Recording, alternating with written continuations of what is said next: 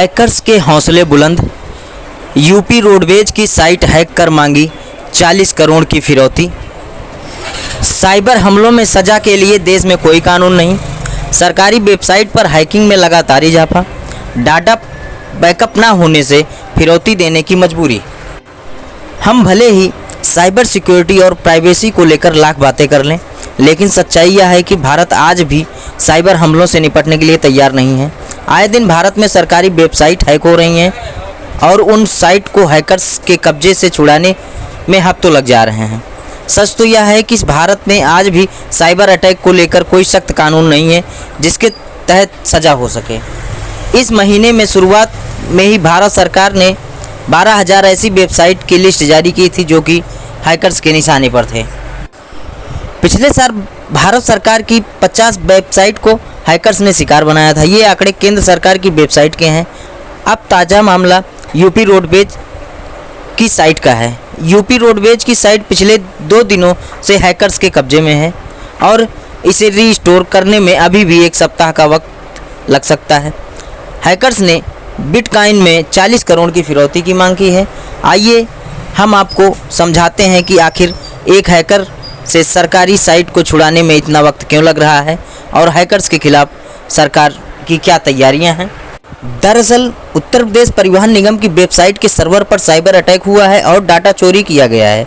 इस हैकिंग के बाद बिटकॉइन के 40 करोड़ रुपए की फिरौती मांगी गई है। साइबर हमलावरों ने 2 दिनों का वक्त दिया है और तय वक्त में फिरौती न देने पर यह रकम बढ़ाकर 40 करोड़ करने की धमकी दी है। इस संबंध में साइबर क्राइम थाने में FIR दर्ज कराई गई है और मामले की जांच चल रही है। यह एक रैंसमवेयर अटैक है। रैंसमवेयर अटैक में ही डाटा पर कब्जा किया जाता है और फिरौती की मांग की जाती है। हमले में सर्वर की फाइल को इनक्रिप्ट कर दिया गया है और डिजास्टर रिकवरी क्लाउड का भी डाटा इनक्रिप्ट हो गया है।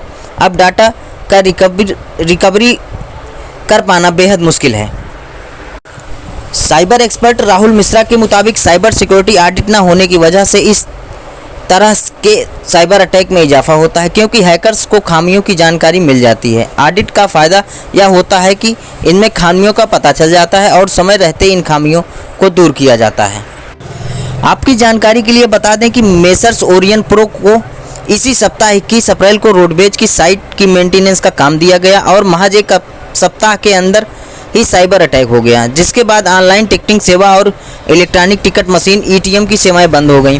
इस हैकिंग से यूपी रोडवेज को हर दिन 2 से 3 करोड़ रुपए का नुकसान हो रहा है। इस संबंध में मेसर्स ओरियन प्रो को नोटिस जारी किया गया है। ओरियन प्रो नई दिल्ली की कंपनी है जिसका मुख्यालय मुंबई में है।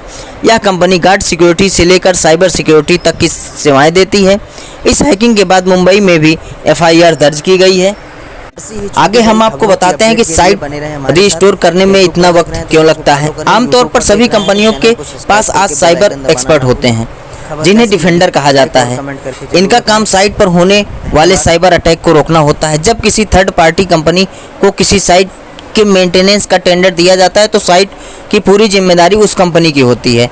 ऐसे में इस हैकिंग से रोडवेज की साइट को फ्री कराने की जिम्मेदारी भी ओरियन प्रो की है। साइट को रीस्टोर करने में इसलिए भी ज़्यादा वक्त लगता है कि जब डाटा का बैकअप नहीं लिया गया होता है।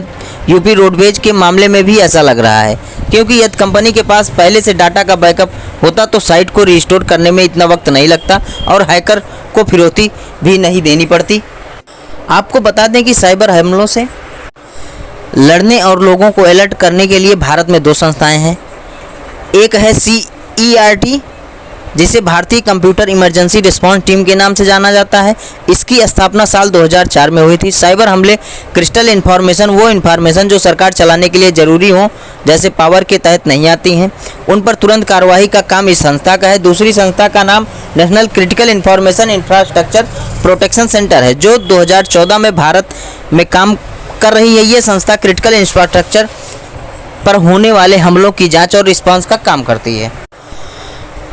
आपको जानकर हैरानी होगी कि भारत में अभी तक साइबर सुरक्षा कानून नाम से कोई चीज़ नहीं है। साइबर हमलों के मामले में फ़िलहाल IT एक्ट के तहत ही कार्रवाई होती है। इसके अलावा नेशनल सिक्योरिटी काउंसिल भी इसके लिए काम करती है। साइबर सिक्योरिटी स्ट्रेटजी के लिए 2020 तक का समय था, लेकिन यह पूरा नहीं हो सका। साल 2013 में आखिरी बार इस तरह की स्ट्रेटजी बनी थी, लेकिन पिछले 7 सालों में साइबर अटैक के तरीके बहुत बदल गए हैं। ऐसी ही छोटी बड़ी खबरों के लिए बने रहें हमारे साथ। फेसबुक पर देख रहे हैं तो पेज को फॉलो करें, यूट्यूब पर देख रहे हैं तो चैनल को सब्सक्राइब करके बेल आइकन दबाना ना भूलें। खबर कैसी लगी कमेंट सेक्शन में ज़रूर बताएं। धन्यवाद।